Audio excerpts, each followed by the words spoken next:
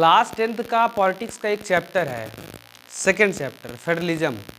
देखिए वैसे तो ये चैप्टर पॉलिटिकली बहुत ज़्यादा इंपॉर्टेंट है आप लोगों के लिए। क्यों इंपॉर्टेंट है? क्योंकि ये जो चैप्टर है और इसके अगला चैप्टर आपका जो आने वाला है पॉलिटिकल पार्टीज, ये दोनों चैप्टर आपको इंडियन डेमोक्रेसी, जो आपके भारत सरकार की जो शासन व्यवस्था है, सरकार व्यवस्था है, कैसे काम करती है, कैसे पावर डिवाइड है भारत में, इन सब के बारे में नॉलेज देता है आपको ये चैप्टर, ये दोनों चैप्टर। तो आप लोग बहुत ही रुचि से इस चैप्टर को शुरू करिएगा और इस चैप्टर को पढ़िएगा। देखिए चैप्टर का नाम है फेडरलिज्म। अगर शाब्दिक अर्थ इसका निकाला जाए तो इसका अर्थ होता है संघवाद। क्या होता है?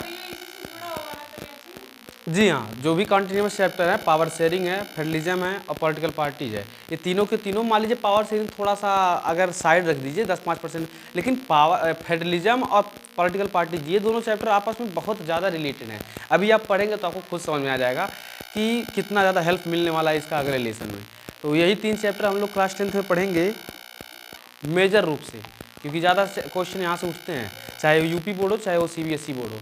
अब देखिए आपके पूरे विश्व में कितने देश हैं? 195, अभी तो 96 हो चुका है, 196।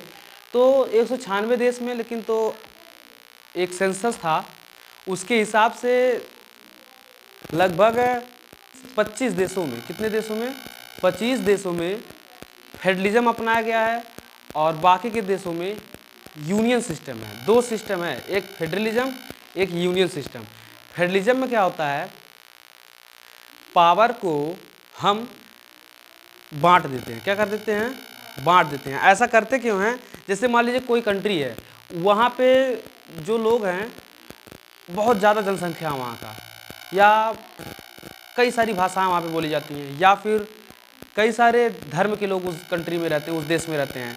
तो जैसे एग्जांपल आप भारत का ले लीजिए, स्पेन ले लीजिए, बेल्जियम ले लीजिए, बेल्जियम में कई सारी भाषाओं वाले लोग रहते हैं, भाषा बोलने वाले। तो ऐसे देशों में फेडरलिज्म ज़्यादा अपनाया जाता है। क्यों अपनाया? ताकि पावर को हम जब डिवाइड कर देंगे, तो पावर शेयरिंग में आप पढ़े थे कि जब भी पावर को डिवाइड किया जाता है तो समूहों, जो भी सामाजिक समूह हैं, जो भी जनता है, उनके बीच में जो कॉन्फ्लिक्ट होता है यानी विवाद होता है, वो कम हो जाता है। भाई पावर जब शेयर रहेगा, पावर डिवाइड रहेगा, सबको पावर मिला रहेगा, तो कोई भी अपने आप को दबा कुचला नहीं समझेगा, सभी किसी के पास पावर रहेगा। और उसके बाद कहीं पर भी जो है ऊंच नीच की भावना नहीं रहेगी, सभी लोग समानता के भाव से देखे जाएंगे और वो कंट्री में विवाद वगैरह ज़्यादा नहीं होगा और वो कंट्री धीरे धीरे डेवलप्ड की ओर अग्रसर होगा, आगे बढ़ते रहेगा। दूसरी पॉइंट संघवाद में ये है, फेडरलिज्म ये है कि जब हम पावर को डिवाइड करते हैं ना, तो जब हम आपको मान लीजिए पावर दे दिए, तो अब आप जिस क्षेत्र में आपको मैं पावर दिया हूँ, उस क्षेत्र का जो भी आपको मन में आए आप उसमें करिए, सिस्टम लागू करिए और उस कंट्री, उस मतलब क्षेत्र को डेवलप करिए, विकास करिए, विकास की धारा से जोड़िए। समझ में आया? जिसको मैं पावर दिया हूँ, आपको बात बात पे मुझसे पूछने की ज़रूरत नहीं है। ये नहीं कि मैं आपको दे दिया हूँ पावर और आप जो है उस क्षेत्र में अपना थोड़ा सा पर्यावरण को सुरक्षित करने के लिए पेड़ पौधे लगवा रहे हैं, तो पहले मैं आया, केंद्र सरकार आया और कह रहा कहाँ है तुम पेड़ लगवा रहे हो। नहीं, वो आप जब आप उसको पावर दे दिए, डिवाइड कर दिए, तो वो उस क्षेत्र में जो भी करे उस जनता के भलाई के लिए वो अपने मन से कर सकता है, केंद्र सरकार उसमें दखल नहीं दे सकती है। लेकिन यूनियन में क्या होता है, यूनियन टाइप ऑफ गवर्नमेंट में उस देश में या उस जो भी देश है, पूरी जनता को संभालने वाला कोई एक सरकार होता है, प्रशासन, कोई एक प्रशासन। और वो जो प्रशासन होता है ना, केवल एक प्रशासन, वो किसी को जवाबदेही नहीं रहेगा। मतलब जैसे देखिए अमेरिका है और चाइना है, इन सब में केवल एक प्रशासन है, एक गवर्नमेंट, सेंट्रल गवर्नमेंट। न ही कोई पावर डिवाइड है, न कोई स्टेट गवर्नमेंट है और न ही कोई लोकल गवर्नमेंट, कुछ नहीं।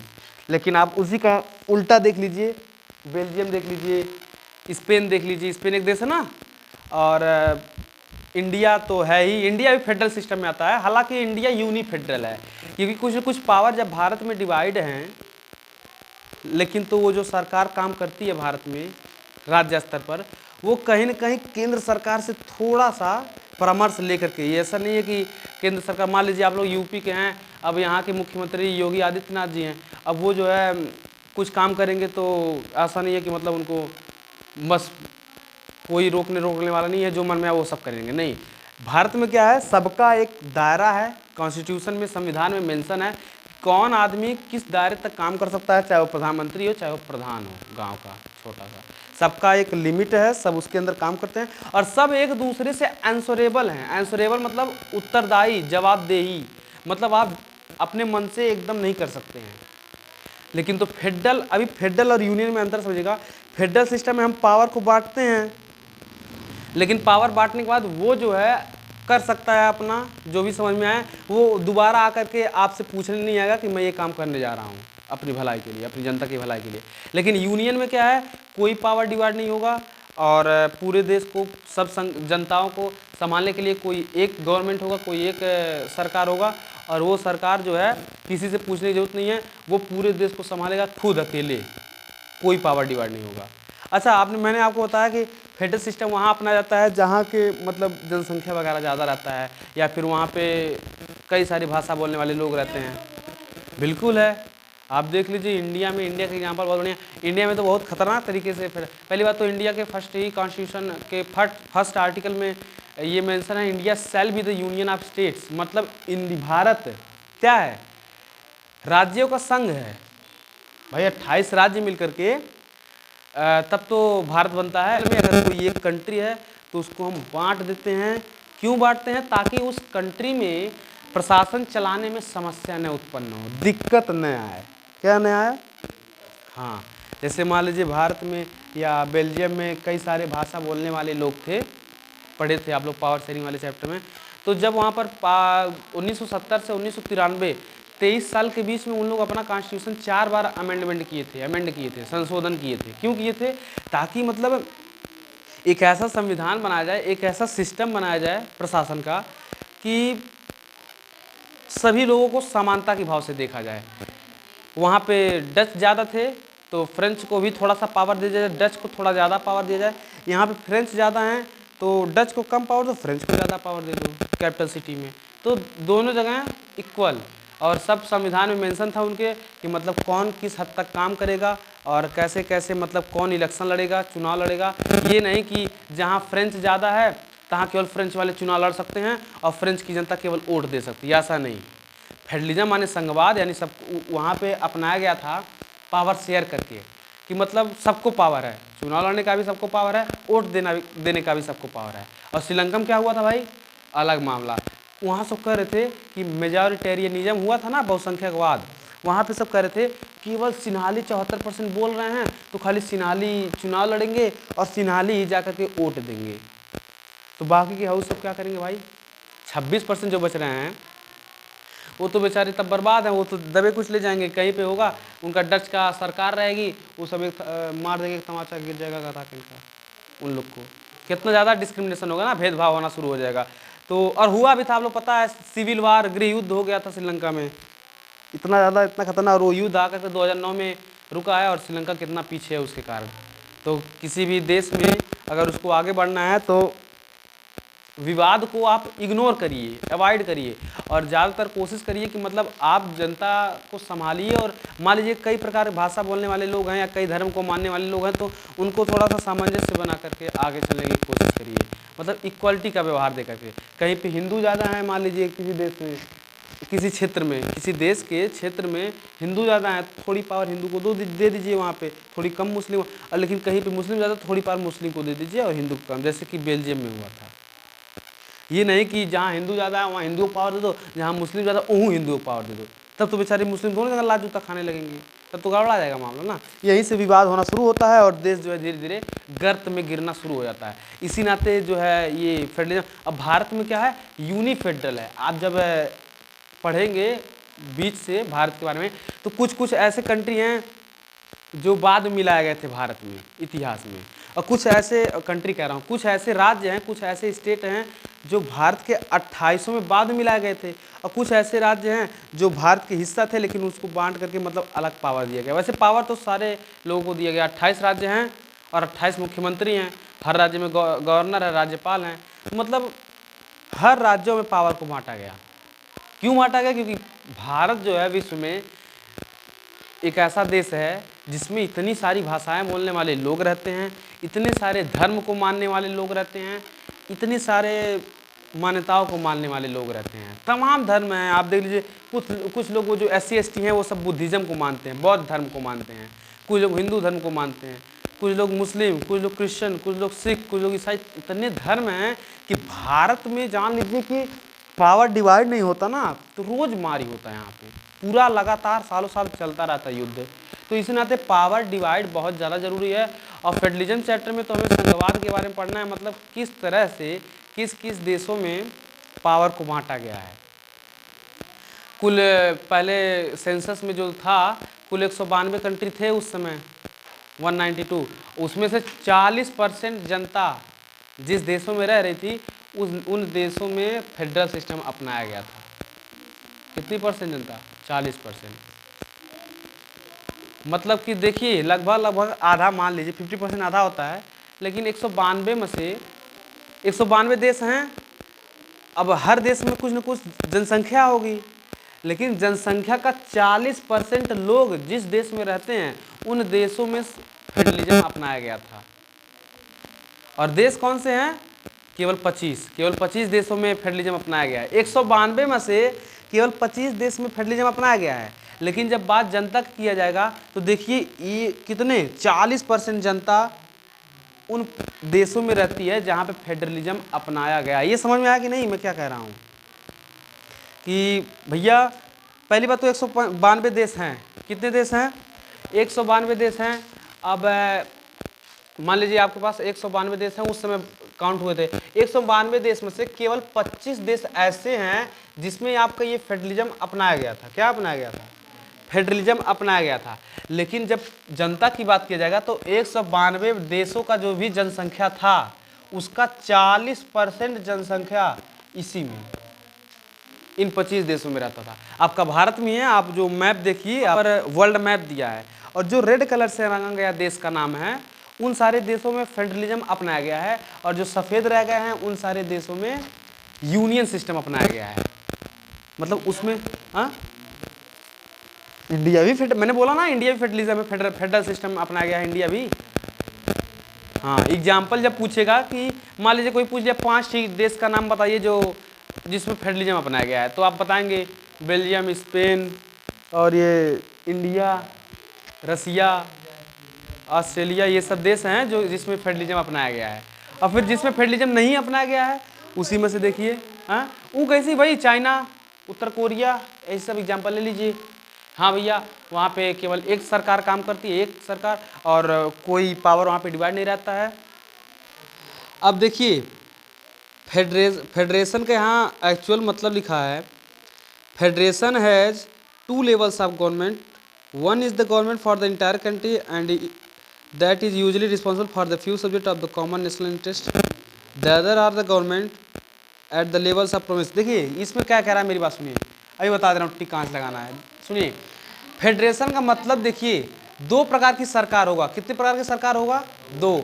एक जो होगा वो सेंट्रल लेवल पे होगा, दूसरा जो होगा वो थोड़े से स्टेट लेवल पे होगा, रीजनल लेवल पे होगा, किसी क्षेत्र विशेष के लेवल पे होगा। और दोनों को ही पावर दिया जाएगा कुछ स्पेशल टॉपिक दे करके। जैसे मान लीजिए लोकल गवर्नमेंट की बात आ गया।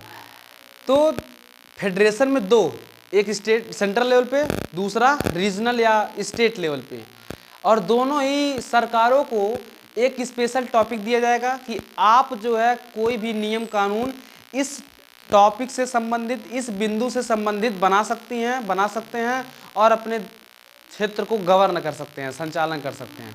और दोनों ही सरकारें एक दूसरे के बीच में हस्तक्षेप नहीं कर सकती हैं। न रीजनल लेवल का गवर्नमेंट सेंट्रल लेवल पे जा सकता है, न सेंट्रल लेवल का गवर्नमेंट स्टेट लेवल पे आ सकता है। ये फेडरेशन का असली मतलब है कि मतलब फेडरेशन में, फेडरल गवर्नमेंट में सरकार को 2 लेवल में बांटा जाता है, एक सेंट्रल लेवल पे, एक रीजनल लेवल पे या फिर स्टेट लेवल पे। दोनों ही लेवल में उन लोगों को कुछ पावर दिया जाता है किसी बिंदु से संबंधित। बिंदु मतलब थोड़ा समझिए, जैसे मान लीजिए फॉरेन अफेयर है, मतलब विदेशी मामले हैं। अब उसमें कोई मुख्यमंत्री नहीं जाएगा अपना 3-5 करने, वहाँ पे केवल केंद्र सरकार का, मतलब जब विश्व स्तर पर कोई बातचीत होनी रहेगी तो वो केवल मामला है केंद्र सरकार का। और मान लीजिए किसी राज्य में किसी दो गांव के जो लफड़ा हो गया तो वो अब वही नहीं कि सीधे चले जाएंगे मोदी के लगे, सीधे चले जाएंगे सेंट्रल गवर्नमेंट के पास, नहीं, वो सेंट्रल गवर्नमेंट के पास नहीं जाएंगे। वो अपना पहले चाहेंगे कि मतलब उसी स्टेट में ही उनका मसला जो है हल हो जाए। हाँ, अगर किसी दो धर्मों के बीच में विवाद हो जाए, दो राज्यों के बीच में विवाद हो जाए, वो टॉपिक सेंट्रल गवर्नमेंट का है। लेकिन मान लीजिए किसी एक ही स्टेट में छोटा टॉपिक के बीच में कोई बात चल रहा है तो वो स्टेट लेवल का टॉपिक है, वो सेंट्रल उसमें वो तो अलग तुम कर रही हो, तो तुम मार और में चली जा रही हो। मैं ये समझाने की कोशिश कर रहा हूँ कि जब जो फेडरल सिस्टम में होता है ना, उसमें दो लेवल पे गवर्नमेंट बांटा जाता है, एक सेंट्रल एक स्टेट। सेंट्रल को अलग बिंदु दिया जाता है काम करने के लिए, अलग पॉइंट अलग टॉपिक, और स्टेट को भी अलग टॉपिक दिया जाता है काम करने के लिए। दोनों ही सरकारें एक दूसरे के काम में दखल नहीं दे सकती हैं, ये फेडरल सिस्टम कहता है। लेकिन भारत में जो फेडरल सिस्टम है उसमें आराम से वो मुख्यमंत्री लोग मनमानी नहीं कर सकते हैं, सेंट्रल गवर्नमेंट उसमें हस्तक्षेप कर सकती है, गवर्नर राज्यपाल हर राज्यों के उसमें हस्तक्षेप कर सकते हैं। ये केवल इंडिया की मैं बात बता रहा हूँ। लेकिन वाकई में फेडरल सिस्टम में क्या होता है भैया, उसमें सेंट्रल या स्टेट एक दूसरे के बीच में बोल नहीं सकती हैं। जब उनको टॉपिक मिल गया कॉन्स्टिट्यूशन के द्वारा, संविधान के द्वारा उन लोग को अपना कार्य क्षेत्र मिल गया कि कहाँ उनको काम करना है, आप काम करिए, कोई उसमें बीच में बोलने नहीं जाएगा। लेकिन भारत में क्या है, फेडरल तो है भैया, लेकिन तो आप अगर ज़्यादा मनमानी करेंगे तो जनता आपके खिलाफ आवाज़ उठा सकती है, सुप्रीम कोर्ट आपके ऊपर याचिका दाखिल कर सकता है और सेंट्रल गवर्नमेंट आपके ऊपर दबाव डाल सकता है। समझ में आया नहीं आया? तो भारत का कहानी अलग है थोड़ा सा। अब फेडरल सिस्टम क्या कहता है और यूनियन सिस्टम क्या कहता है, इन दोनों की कहानी अलग है। भारत फीचर्स ऑफ फेडरलिज्म क्या है? अच्छा, उसके ऊपर कुछ बिंदु देखो लिखा है, क्या लिखा है यहाँ पर, फीचर्स ऑफ फेडरलिज्म दूसरे पेज पे आइए, जो पॉइंट दिया है 1 2 3 4 5, उसके ऊपर सबसे पहले देखिए, in this sense federation are contrasted with the unitary government. मतलब देखिए अब आपको थोड़ा बहुत समझ में आ रहा होगा कि जो फेडरेशन है, जो संघवाद है, वो कहीं न कहीं जो यूनियन टाइप का गवर्नमेंट है, यानी एक सरकार जो होती है यूनियन गवर्नमेंट, संघीय सरकार, उससे विपरीत है। क्या है? जो फेडरेशन है वो और जो यूनियन गवर्नमेंट है, ये दोनों एक दूसरे से अलग हैं। यूनिटरी सिस्टम में केवल एक ही सरकार रहती है। क्या रहती है? केवल एक ही सरकार रहती है, और हो सकता है वो एक सरकार जो है अपना छोटा सा टुकड़ा बांट सकती है पावर, लेकिन तो उसको अपना मन करे जो वो केंद्र सरकार वो उसको देती है कि ये काम तुम करो, तो वो वही काम करता है। ये यूनियन, अभी यूनियन को सुनिएगा, यूनिटरी गवर्नमेंट में क्या होता है, एक ही सरकार रहती है, आपको पता है, लेकिन मान लीजिए वो एक सरकार थोड़ी सी ज़्यादा बेचारा उसको काम पड़ जा रहा है, तो अपना मतलब वो छोटा सा सब यूनिट्स, मतलब छोटी यूनिट, छोटी इकाई के रूप में कुछ लोगों को पावर दे देती है, लेकिन उन लोगों को कहती है कि तुमको काम उतना करना जितना हम कहेंगे। ये यूनिटरी गवर्नमेंट होता है। लेकिन फेडरल में क्या होता है, उसमें जो है पावर को सीधे डिवाइड कर दिया जाता है और उनको कुछ न कुछ टॉपिक दे दिया जाता है कि आप इस लेवल पे, आप यहाँ पे इस टॉपिक से संबंधित अपना काम करिए, कोई आपको रोकने टोकने नहीं जाएगा। ये फेडरलिज्म में होता है, फेडरेशन टाइप की गवर्नमेंट में होता है। और दूसरी चीज़, which is not answerable to the central government, यानी कि यहाँ पे देखिए, जब सेंट्रल यूनियन में क्या हो रहा था, सरकार अपना पावर थोड़ा सा किसी को दे दी, फिर उसको कह रही थी कि तुम हमसे पूछ के काम करना, हम जितना कहेंगे उतना करना, ये यूनिटरी गवर्नमेंट हो गया। लेकिन फेडरेशन में क्या है, फेडरेशन में जब केंद्र सरकार स्टेट को पावर दे देती है ना, तो कहती है कि आपको जवाब देने की ज़रूरत नहीं है, आपको जो मन में आए, जो सही लगे आप काम करिए। लेकिन यूनियन में ऐसा नहीं है। तो आप ये बताइए, अंतर समझ में नहीं है आप लोग को दोनों सरकार सिस्टम के बीच में, कि यूनियन सिस्टम क्या है सरकार का और फेडरल सिस्टम क्या है सरकार का? ये दोनों ही सरकार के दो पहलू हैं, दो टाइप हैं। किसी देशों में सेंट्रल यूनियन सिस्टम लागू किया गया है, यूनिटरी सिस्टम ऑफ गवर्नमेंट, और किसी कंट्री में फेडरल सिस्टम ऑफ गवर्नमेंट हुआ है। यूनिटरी सिस्टम में केवल एक सरकार रहती है, कभी कभी वो अपने पावर को थोड़ा सा दे देती है, लेकिन उसको कहती है कि तुम मेरे पूछे बगैर कोई फालतू काम नहीं करोगे। लेकिन फेडरल सिस्टम में क्या होता है, पावर को डिवाइड किया जाता है सेंट्रल लेवल पे और स्टेट लेवल पे, और उसको कहा जाता है कि आप जो मन में आए उस टॉपिक से संबंधित काम करिए, भलाई के लिए, भलाई मतलब करिए, बुराई मत, काम करिए और उसका आपको जवाब देने की ज़रूरत नहीं है किसी को।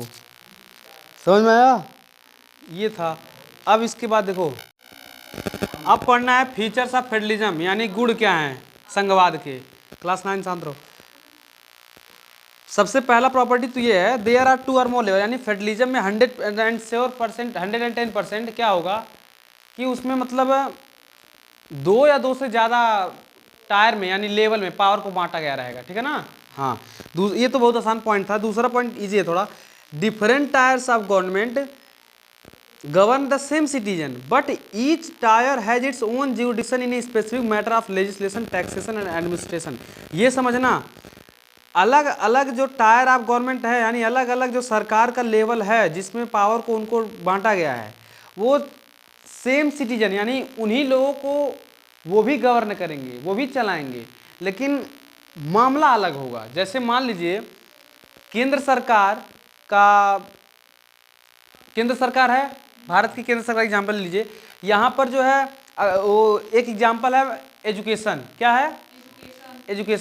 एजुकेशन तो मतलब ऐसा टॉपिक है जिससे संबंधित स्टेट भी नियम बना सकता है और सेंट्रल भी। तो लेकिन तो अब सुनिए, जब सेंट्रल गवर्नमेंट इससे संबंधित नियम बनाएगा तो आप यूपी के हैं, क्या आपको भी वो नियम फॉलो करना पड़ेगा? नहीं करना पड़ेगा? बिल्कुल करना पड़ेगा। अब मान लीजिए एजुकेशन से संबंधित कुछ दूसरा नियम स्टेट जो है बनाया, तब भी आपको उसको फॉलो करना पड़ेगा। यूपी स्टेट अगर बनाएगा, उत्तर प्रदेश, तो भी आपको उसको फॉलो करना पड़ेगा।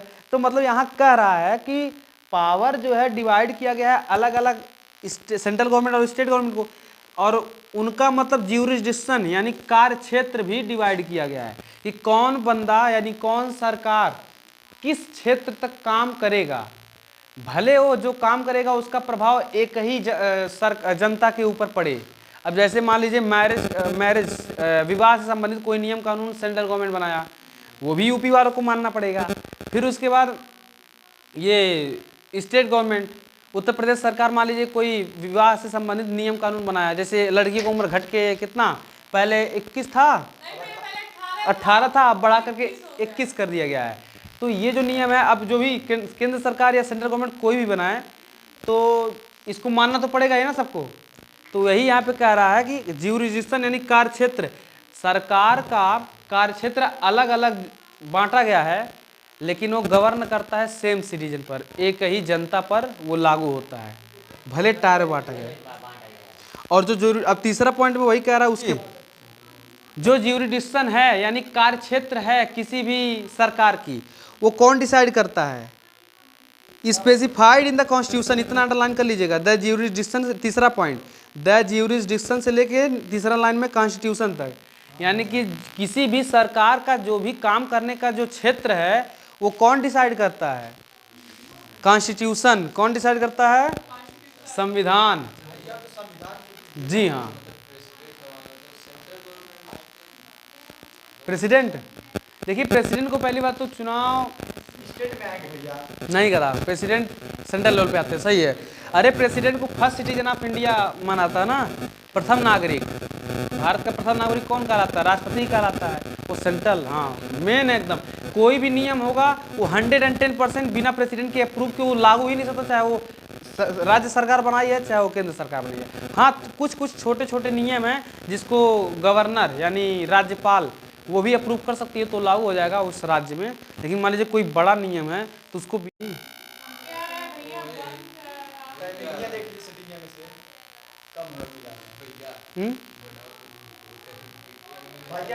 फुल एनिमेशन में लगाऊंगा। कहाँ लिखूं, कुछ लिखने में आ ही नहीं रहा इनका।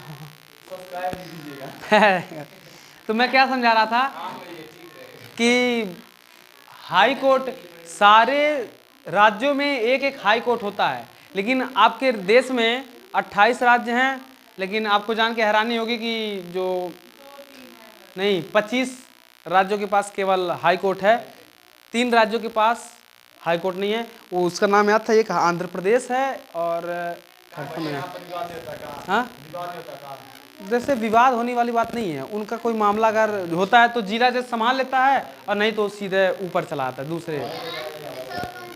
अब 2 याद नहीं आ रहा नाम। हाँ नहीं, ऐसे कैसे कह रहे अरुणाचल प्रदेश। जैसे हाई कोर्ट का होना एक इस पे भी निर्भर करता है कि उस राज्य में जनसंख्या कितनी है। इन्हीं की राज्य में 20 लोग रह रहे हैं तो उसमें हाई कोर्ट, सुप्रीम कोर्ट कुछ उसी में डाल दो कुल, तब इनके घर पे तो बाबा संभाल सकते हैं इनके, अगर बाबा होशियार हैं। घर का मैटर, चीफ जस्टिस साहब घर बाबा, ठीक है। चलो सुनो, कोचिंग का चीफ जस्टिस हम हैं, ऐसे अलग अलग। अभी नहीं कोचिंग में कुछ सुनिए, कोचिंग में कुछ मम्मी कह रहा हूँ, कुछ बच्चे 2 दिन एब्सेंट मार गए, हम तो सुप्रीम कोर्ट कोचिंग में दूध पे बच्चे नहीं आ रहे हैं, क्या पता नहीं कहाँ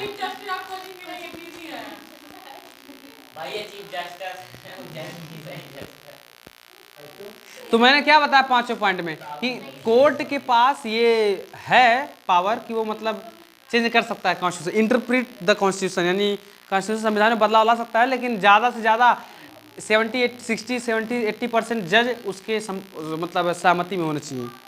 6 पॉइंट है source of revenue for each level of government, यानी कि किस सरकार को कितना रिवेन्यू दिया जाएगा, कितना रिवेन्यू, पैसा, राजस्व, जी हाँ वो बोलिए, राजस्व जो है, जैसे बजट आता है ना हर साल 2 साल के बाद बजट आता है, फाइनेंस मिनिस्टर यानी वित्त मंत्री बजट लेकर के आती हैं, तो किसको कितना बजट दिया जाएगा ये सब कॉन्स्टिट्यूशन में मेंशन होता है, ठीक है ना। रिवेन्यू, अच्छा सोर्सेस लिखा है, स्रोत ऑफ रिवेन्यू, हाँ ऐसे नहीं, स्रोत है, स्रोत मतलब सुनो, राजस्व का जरिया, जैसे मान लीजिए कर लिया जाता है यहाँ पर उत्तर प्रदेश में, कर टूल टैक्स लिया जाता है, स्टेट हाईवे पे जब चलते हैं गाड़ियाँ चलती हैं, टूल प्लाजा लगा होता है, वहाँ पे सब पैसा लेते हैं, कर लेते हैं, तो वो सब टूल प्लाजा का पैसा कहाँ जाएगा, किस सरकार के पास जाएगा, सेंट्रल गवर्नमेंट के पास जाएगा कि स्टेट गवर्नमेंट के पास जाएगा, ये कौन मेंशन करता है, ये सब कॉन्स्टिट्यूशन में मेंशन है कि कौन सा कर, कौन सा स्रोत पैसा का, किसके विभाग में पैसा वो जाएगा। अब ये नहीं कि राज्य सरकार में सबसे कर लिया जा रहा है तो पैसा लेकर के भाग जा रहे हैं केंद्र सरकार वाले, वहाँ से वो पैसा दे दिए बिहार को और यूपी वाले लात जूता खा रहे हैं। यहाँ पे उनका ढंग से रोड नहीं बन पा रहा है, ढंग से स्कूल शिक्षा व्यवस्था नहीं हो पा रहा है, वो तो हो ही रहा है। देखिए मैं ये कह रहा हूँ स्रोत, यानी राजस्व के स्रोत मेंशन है कॉन्स्टिट्यूशन में कि कौन सा राजस्व का स्रोत, वो राजस्व किसके पास जाएगा, वो सरकार के, केंद्र सरकार के पास जाएगा कि राज्य सरकार के पास जाएगा। चालान, जी मैं बता दूं, टूल चालान जो काटते हैं ना, चालान जो कटता है गाड़ियों का, ये जो अब यही है, चालान कटने का जो भी पैसा होता है ये आपका राज्य सरकार के खाते में जाता है। हाँ, टूल टैक्स वाला, हाँ सेंट्रल कर सकते हैं, क्योंकि देखिए टूल प्लाजा स्टेट हाईवे पे होता है, एक स्टेट को जब क्रॉस करता है कोई दूसरा, तब स्टेट हाईवे पे क्रॉस करता है, तभी तो दूसरे राज्य में जाता है। अब राज्य की बात आ गई तो यहाँ पर जब राज्य एक दूसरे करना तो इस सेंट्रल के खाते में चला जाता है। वो टूल प्लाजा जो है हाईवेज पर जो पैसा सब लेते हैं चार्ज, वो जो है सेंट्रल गवर्नमेंट का खाते में जाता है उसके। लास्ट पॉइंट एक है द फेडरल सिस्टम दस हैज डुअल ऑब्जेक्टिव। अब ये पूरा कल पढ़ाऊंगा, एकदम दिमाग खराब हो गया, ये पूरा लिस्ट ही कल पढ़ाऊंगा, बहुत बढ़िया है ये पूरा लिस्ट, बढ़िया है।